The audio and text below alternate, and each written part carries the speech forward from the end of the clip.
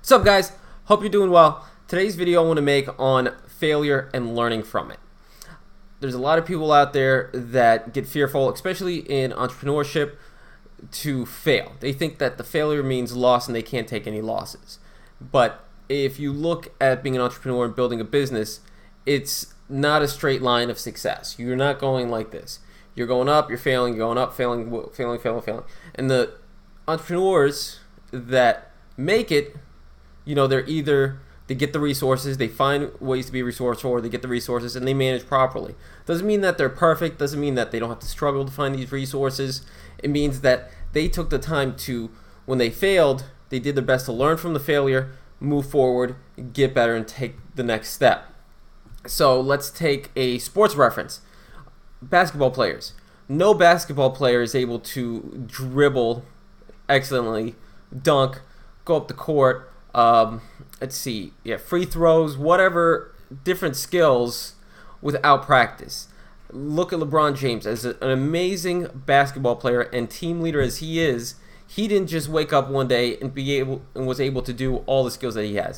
He's been playing the game since he was so young, and he's just an excellent leader, an excellent player, and he doesn't win every game, but he does get team unity and he's got rings. So if somebody like LeBron James were to think, oh, I failed, I lost the game, I'm never playing basketball again, that would be foolish. So considering if you're afraid of failure, that it's the end game, that it's the total loss, that's what you're going to get. But if you say, okay, I failed, it's acceptable, it's this imperfection that comes with life, what can I learn from it, how can I get better, you're going to build up, because this is a consistency game. It's a marathon. It's not a sprint. You got to be in for the long haul. You got to get the failures, learn from them, move up, and get better. And if you do personal development, you plug in with your upline, all these different factors, you're going to be successful. And it's going to take time. It may take you, longer to do than others. But if you stay consistent, you're going to take these goals and these lessons and you're going to apply it to your life. So when you fail, you're going to be like, what can I learn from this? How can I get better? What can change? And to me, that's a lot better view. It's optimistic. It's looking forward. It's accepting things as they are and being positive about it.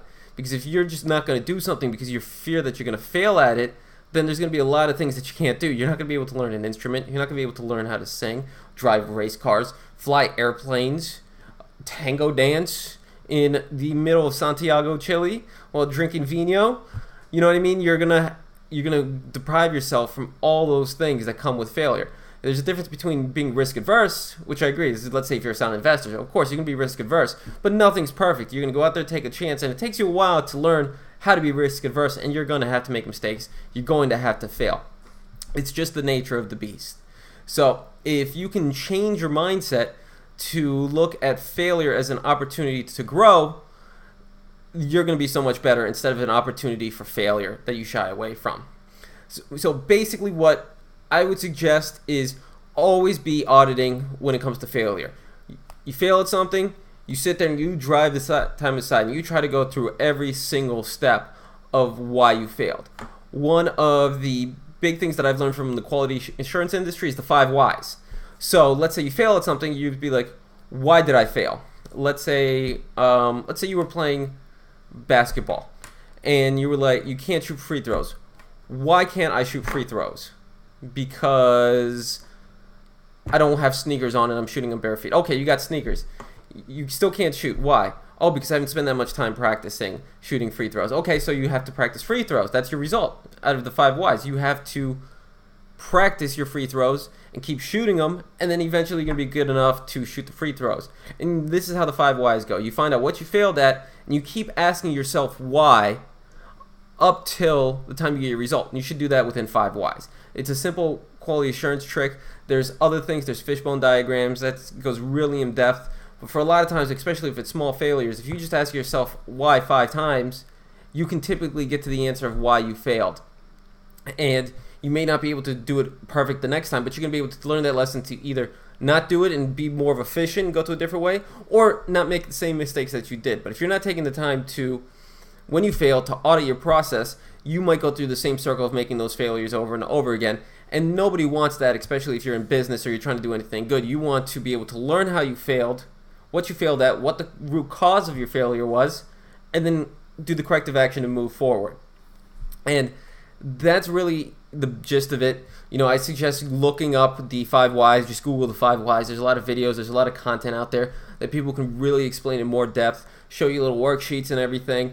And I personally do it for myself on a lot of things, on split testing, on making videos for traffic, just things in my life. I work in quality assurance. That's my 9 to 5 right now is in aviation. So with those type of deals, when you review why you did things and you look at your failure, you audit, and you just repeat that every time you fail, you're going to move forward because you're going to learn, you're going to make leaps and bounds. And it's so much more empowering. It's like how if you fail at something, you figure out how you failed and you fix it and you do better next time, you're going to be pumped up instead of just trying to shy away from any time something bad happens. You'll be like, oh, I could fail. And to me, at least, that's a better way to look at things, and that's what I'm down for. So, links down below as always. Got my scissors. And like, subscribe, share. Have a great day.